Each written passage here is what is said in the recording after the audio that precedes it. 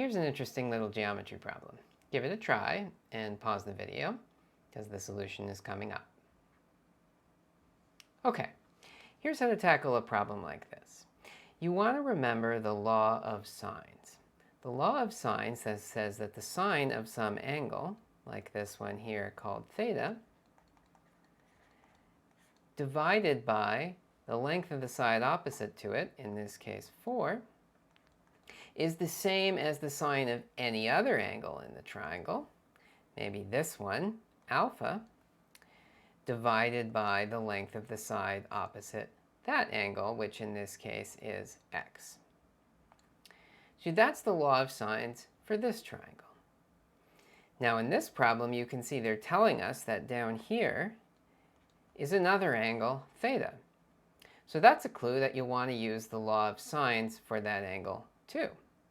So for this bottom triangle, we have that sine theta over what's opposite to it, namely, in this case, x, that's this line over here, is equal to, and let's pick another good side. Well, the trick is going to be that this angle here is 180 degrees minus alpha, because the two of them add up to the 180 degrees of a straight line.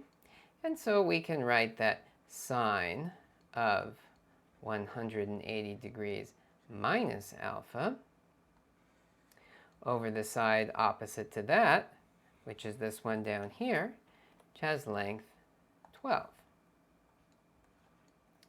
Now, it might be a little tricky to just directly solve this equation, these equations as is, but when you see things like sine 180 degrees minus alpha, your brain should trigger, wait, there's some identities, right?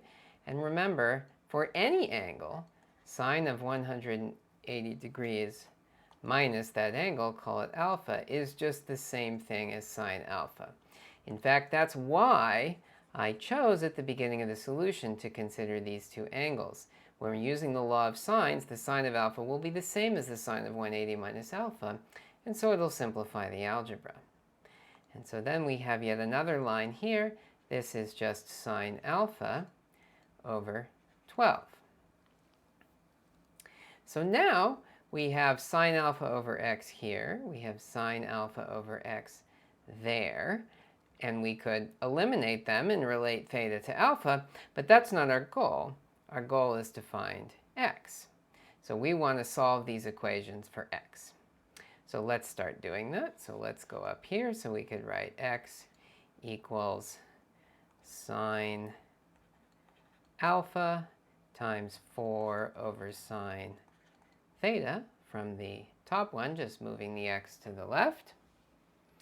And then we can set it equal to, let's eliminate sine alpha. Well, this equation here, this actually tells us the ratio. This tells us what sine alpha over sine theta is.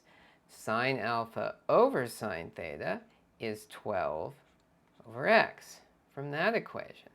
So we can plug in here, and we get x equals 4 times sine alpha over sine theta, which is just 12 over x. And now we've eliminated all the angles, and so we have the equation x squared equals 4 times 12, which is 48.